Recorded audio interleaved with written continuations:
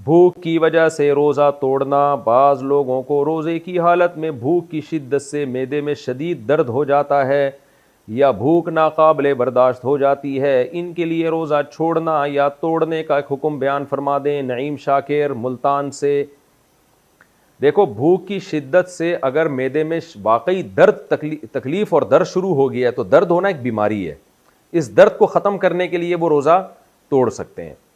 लेकिन भूख की शिद्दत बर्दाश्त नहीं हो रही, ये कोई बीमारी नहीं है, ये तो रोज़े का लाजमी जुज़्व है। तो कितनी ही शिद्दत हो, कितना ही नाकाबिले बर्दाश्त हो जाए, रोज़ा कंप्लीट करना पड़ेगा उसको, क्योंकि रोज़े का तो हिस्सा है भूख और प्यास का लगना। कम हिम्मत लोग नाकाबिले उनको वो उनसे बर्दाश्त नहीं हो पाता, वो रोज़ा तोड़ देते हैं तो शरीयत उनको हुक्म देती है कि 60 रोज़ों का कफ़ारा अदा करो। तो नाकाबिले बर्दाश्त का मतलब खूब समझ लें, अगर दर्द हो रहा है ना, पेन हो रहा है, पेन फिर बर्दाश्त से बाहर हो रहा है, तो फिर पेन तो पेन है, वो बीमारी है। लेकिन अगर सिर्फ रोज़ा भूख की शिद्दत बर्दाश्त नहीं हो रही तो फिर ये कोई शरई उज़र नहीं है, इसमें आप रोज़ा नहीं तोड़ सकते, रोज़ा आपको कंप्लीट करना पड़ेगा।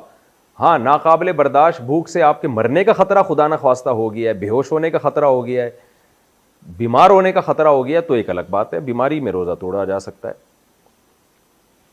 रोज़े में नाक में पानी डाल सकते हैं। मुझसे रोज़े की हालत में गलती से नाक में पानी चला गया जो हलक में जाता हुआ महसूस भी हुआ, क्या इससे मेरा रोज़ा टूट गया? सुमैया बतूल रावलपिंडी से।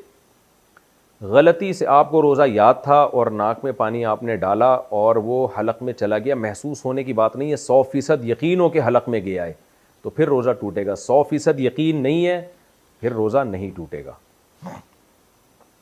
रात में गुस्ल फ़र्ज़ हुआ तो सहरी के बाद कर सकते हैं।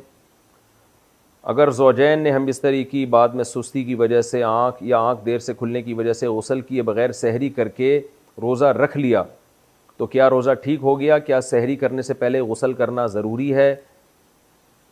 राव मोहम्मद अब्दुल्ला रावलपिंडी से। नहीं जी, बग़ैर गुस्ल किए भी आप सहरी खा सकते हैं। सहरी करने के बाद फिर फ़र्ज़ नमाज़ पढ़ने से पहले आप गुस्ल कर लें, क्योंकि नमाज़ क़ज़ा करना गुनाह कबीरा है। तो रोज़े का गुस्ल से कोई ताल्लुक़ नहीं है, गुस्ल का ताल्लुक़ नमाज से है, रोज़े से नहीं है। पाकिस्तान से दुबई पहुँचे तो पता चला वहाँ रोज़ा था। मैं पाकिस्तान से दुबई आया था, पाकिस्तान में इस वक्त रोज़ा नहीं था, अगले दिन रोज़ा था। मैं जब दुबई पहुँचा तो यहाँ रोज़ा था, लेकिन मैंने सहरी नहीं की, इसलिए रोज़ा नहीं रखा मैंने। क्या वो रोज़ा मुझे ईद के बाद क़ज़ा करना पड़ेगा? मोहम्मद आमिर दुबई से। जनाब मोहम्मद आमिर साहब, चूँकि आप जब पाकिस्तान में थे, सहरी का वक्त जो था वो दुबई में नहीं शुरू हुआ, बल्कि रास्ते में ही सहरी का वक्त शुरू हो गया और आपने रोज़ा नहीं रखा, और जब आप दुबई पहुँचे तो वहाँ रोज़ा था। तो चूँकि आप पे ये रोज़ा वाजिब नहीं हुआ था, वाजिब इसलिए नहीं हुआ था कि सफ़र के दौरान आप दुबई में नहीं थे, उस वक्त सहरी का वक्त ख़त्म हो चुका था दुबई पहुँचने से पहले ही। तो चूँकि ये रोज़ा सिरे से आप पर लाजिम ही नहीं हुआ था, आप पाकिस्तान के हिसाब से थे उस वक्त तक, तो जब लाजिम ही नहीं था तो इस रोज़े की क़ज़ा फिर आप पर लाजिम नहीं होगी, क्योंकि रोज़े में तजज़ी नहीं होती, टुकड़े टुकड़े नहीं किया जा सकता रोज़े के अज्ज़ा को।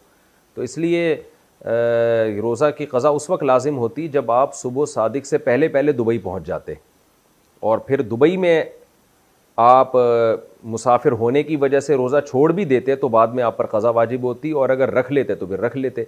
लेकिन आप चूँकि सुबह सादिक के बाद दुबई पहुँचे हैं तो ये रोज़ा शरन आप पर लाजिम हुआ ही नहीं था। जब लाजिम ही नहीं हुआ था तो फिर आप पर इसकी क़ज़ा लाजिम नहीं।